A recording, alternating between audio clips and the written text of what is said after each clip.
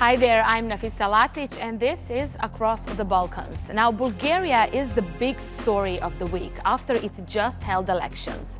But today we look at how the country is bucking a trend that's been straining the region for generations. Brain drain is a familiar story in the Balkans. Young, skilled professionals moving abroad in search of better opportunities. This mass immigration means shrinking population and countries struggling to develop. But Bulgaria is becoming an exception. It's seen a slow trickle of people returning home become a flood during the pandemic. Aksel Zaimovic went to Sofia to find out what's driving them to come back.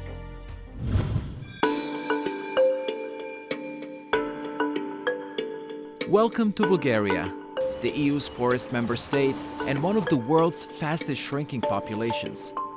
But it's not all doom and gloom. There is growing movement of young Bulgarians returning home. I came back to Bulgaria because there are so many social issues I want to work on. Избрах България, защото тук мога да правя всичко, което обичам и да развивам страната. България е единственото място за мен, в което се чувствам комфортно, удобно и вдъхновен. I'm Aksel Zaimovic and I'm in Sofia, the capital of Bulgaria, to find out what is driving young Bulgarians to come back.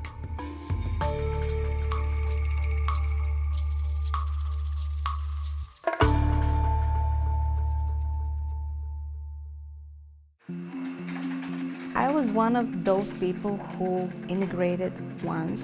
I left Bulgaria to go study, and I was an athlete once, and I went to the US with a sports scholarship. I left the country because I wanted to see this other option for me. Meet journalist Petya Kirtikova. A few years ago, she packed her bags in Chicago to move back to her native Bulgaria. She's the creator and host of The Returnees, a TV show featuring stories of successful Bulgarians who lived abroad but have returned to make a difference. I take my job as a mission. I wanted to be the voice of those people who once left the country and who now come back. I'm happy to say that there are more and more coming back here, and I believe Bulgaria needs that fresh power, So that's what inspired me, and it keeps me going for 4 years now. I love my country, and I love when young people are coming back, and people like Petya must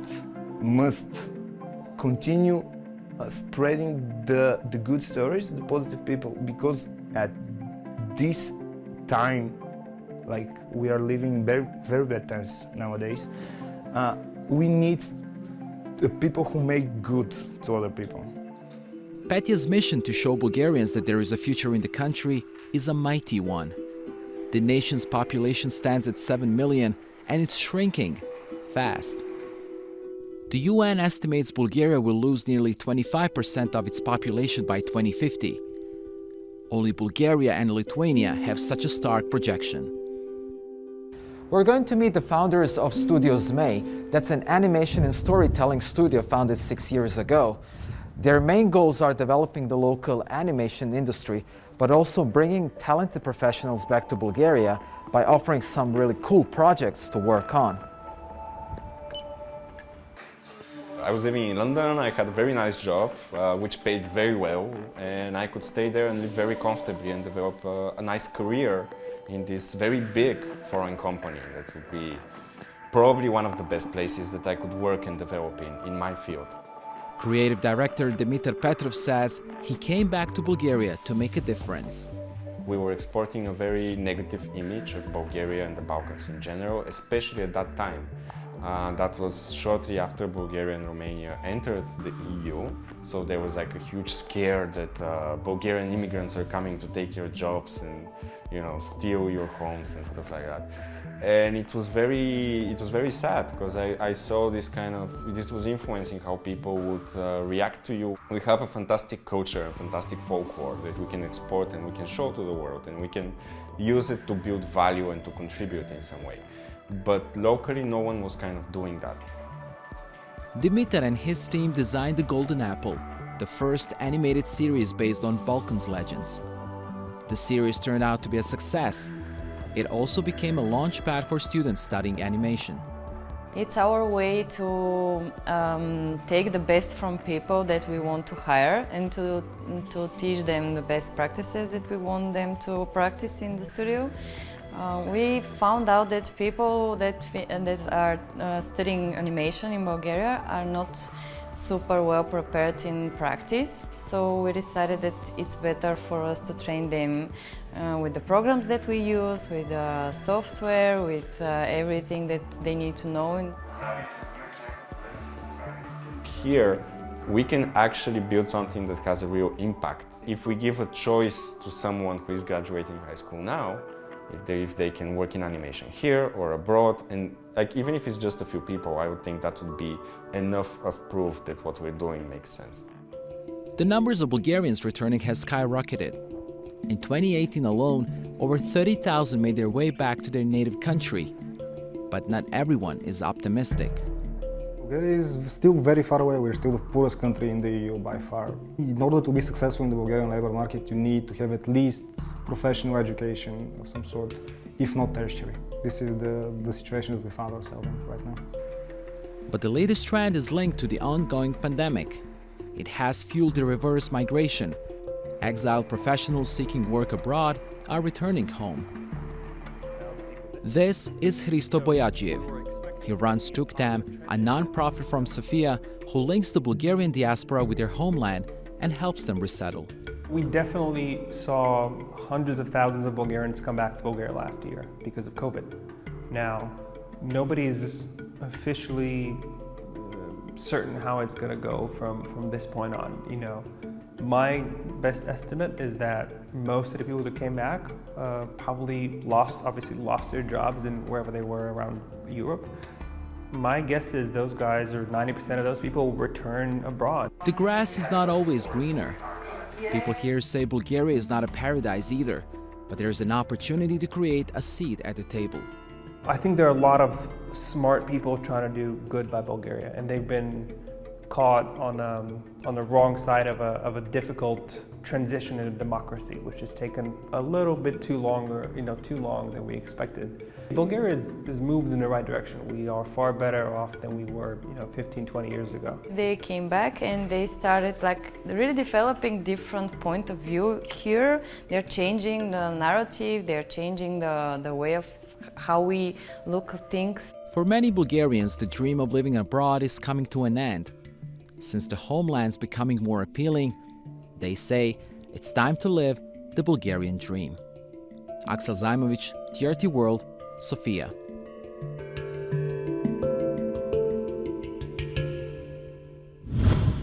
Bulgaria's story is quite rare. Many other Balkan nations still face the significant challenge of young and educated people moving away. According to the World Economic Forum, the countries with the biggest brain drain in the world include Bosnia and Herzegovina, Croatia, North Macedonia, and Serbia. Experts warn that by 2050, Serbia's population could shrink by a third, with unemployment, regional instability, and the lack of opportunities pushing people to leave. Nick Davies-Jones went to Serbia to see the situation for himself.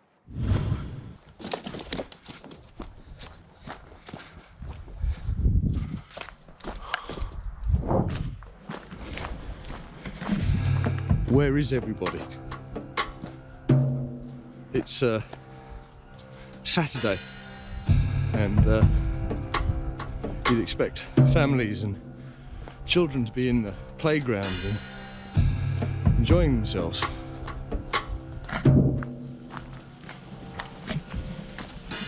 But it's empty. It's quiet. It's almost like a ghost town.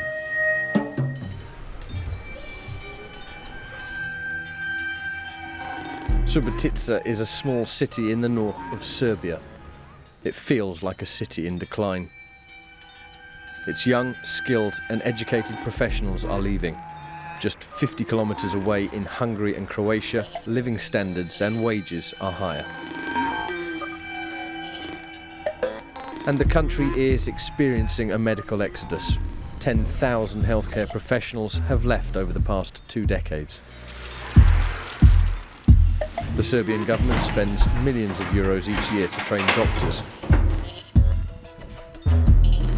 But with better pay just across the border, many have their heads turned. So we're at Subotica bus station where we're going to be meeting Marko. He's been travelling back from Belgrade today because he's been sorting out his paperwork to emigrate to Germany. Marko is a doctor and he's leaving Serbia because he can earn up to 6 or 7 times his salary as a doctor abroad. Verovatno u Frankfurtu, a tamo ima dosta mojih prijatelja koji već rade i na osnovu njihovih iskustava sam se odlučio da krenem tamo. Do sada je 50% mojih drugara koje je završilo fakultet sa mnom na generaciji otišlo u Nemačku i mislim su i u Nemačku otišli su i u drugim zemljama kako se je snašao, ali je činjenica da dosta njih odlazi iz Srbije. Razlog je isti kao i moj, zato što nisu dobili na vreme posao, nisu krenuli sa radom odmah nakon fakulteta. Many factors influenced Marko's decision. Until recently, doctors here were paid close to 500 euros a month. That changed last year when the government increased their salary by 15%. But it's done little to change the mood or stem the flow of people away. Koliko ljudi planira još da ode? Pa sad od 1. januara se bojim jako puno, jer sad se neki zakon menja kod nas pa će moći odlaziti. Mi već imamo od 550 zaposlenih. Mladi lekari i mlade sestre izlaze u velikom broju u inostranstvo, odlaze iz Srbije, odlaze iz Subotice. Subotica je pogotovo poznata po jako velikom broju. Zašto? Zato što većina ima 3 pasoša i sa time mogu lakše da iziđu u inostranstvo. Drugo, to su ljudi koji su mladi i ne veruju da će biti bolje u Srbiji, da ćemo imati bolje plate, ćemo imati bolje uslove rada i nadaju se nekom boljem životu van naše zemlje. Yasmina left Serbia 6 years ago to Nigeria, taking up an IT consultancy role. Everybody was like, where? Like, why? Like, where is that? First of all, I knew where is Nigeria, somewhere in Africa, but actually, to be honest, I need to look at the globe, and it was the same for for all other people. You worry about your parents? Well, yeah, I worry. Luckily now, like, you can talk with them every day, and you can organize a lot of things, even if I'm not present here, and it's good. Like, there is that trait of the people in Serbia, that your neighbors are really your friends, and then there is always somebody to look after you. So people really take care about each other. That's maybe what put them through all this time, whatever was hard here. You have supporting systems.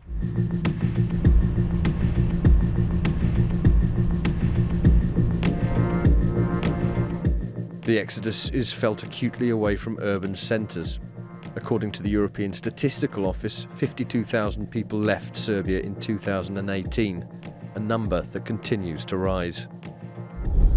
We're currently driving through the North Serbian countryside to a town called Croatia. We're going to meet a migration expert, and Dragana will explain to us why the town has seen so many of its young leave and head across the border into Hungary and onto Europe.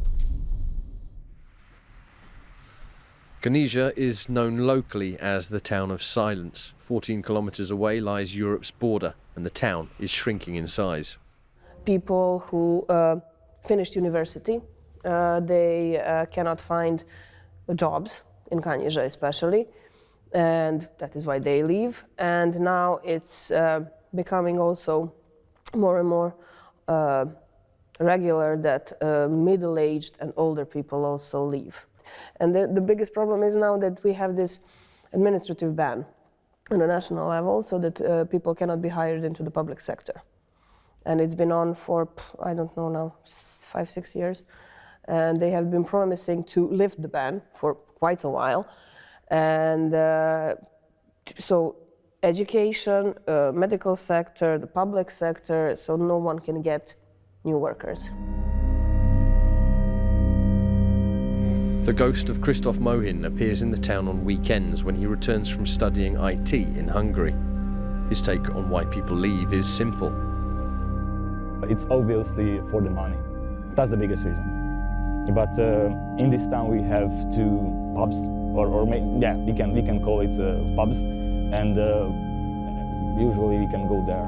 But nothing else, I think. So it's very poor, especially for when it's winter. Human flight from Serbia is set to cost the country more than just money. It's going to have a long-term effect on healthcare, pensions, and impact on the quality of life for many Serbians as they get older.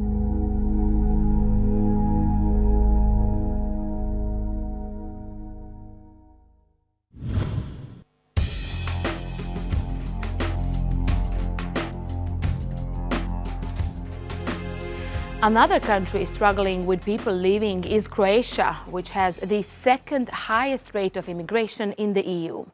To see the situation there, I'm joined by Filip Cirkvencic in Zagreb. He's a geographer specializing in immigration. Filip, thanks so much for coming in on the show. I do appreciate your time.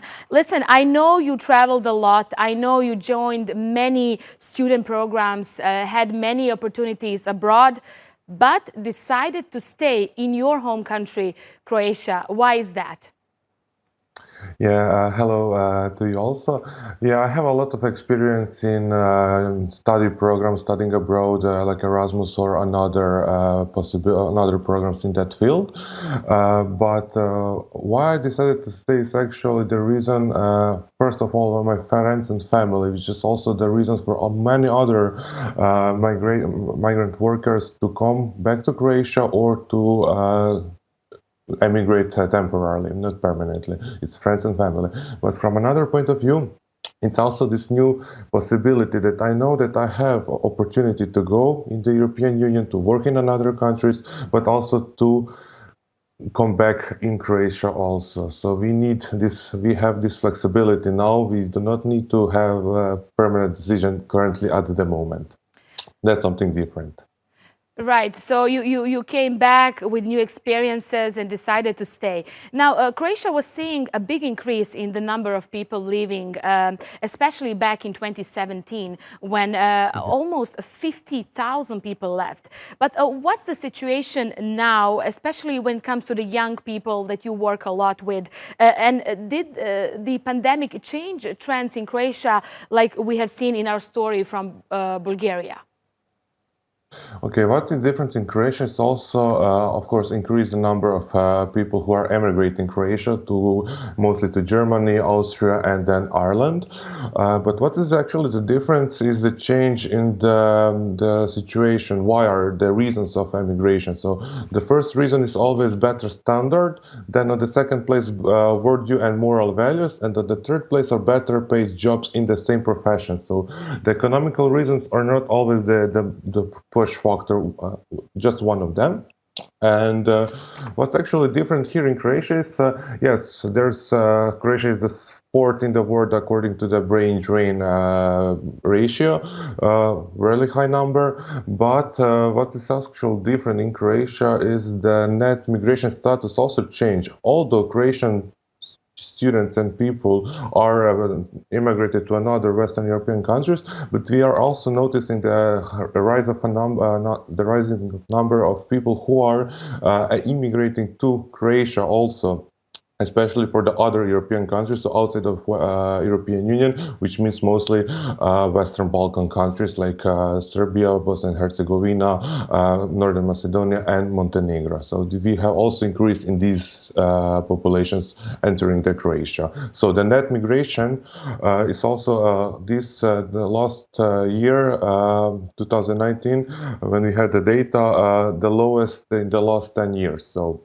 Right. Although there is a high number of people emigrating in Croatia, it's also increase of the number of people coming to live and work in Croatia from the Western Balkan region. Right. You have worked a lot with students, I know that. And as we both know, in the Balkans, since I'm from the Balkans too, you usually finish school, you finish university in your home country. And then when you can't find job, you start looking abroad, right? But it's not just the the economy and the fact that you can't find job, there are some other reasons that are people citing as the reasons for leaving, right? Yeah, that is correct. Like as mentioned just before, it was also the moral values like less corruption, better possibility for mobility within the workplace. So it's much more easier to get promoted abroad, or people actually think like this. And also the third place is better paid job in the same profession. So people are not only going because of the better paid job, but because of the overall better standard of living and affirmation and knowing that their work is actually valued and that they can get promoted if they're working hard, which we do not have anymore, like mostly in Croatia, as people are really they're struggling to find their way between the workplace, between the family, and actually with that standard of living. Right, definitely not just economic reasons. Many young people say they are leaving because of corruption, as you say, nepotism.